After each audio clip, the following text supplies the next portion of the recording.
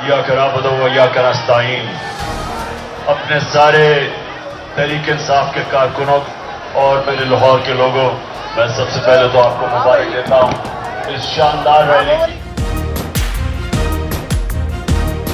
लुटे हुए पिसे हुए जिस मुल्क में सुप्रीम कोर्ट के हुक्म को हुकूमत मानती नहीं है, किस सरमायाकार ने आना पाकिस्तान में सरमायाकारी करने के लिए? ये तो माशी हालात और बिगड़ जाएंगे। मुल्क तो तबाही की तरफ जा रहा है, बेरोजगारी बढ़ती जा रही है क्योंकि इंडस्ट्री बंद हो रही है, किसान का वैसे बुरा हाल है, महंगाई से आम लोग पिस चुके हैं।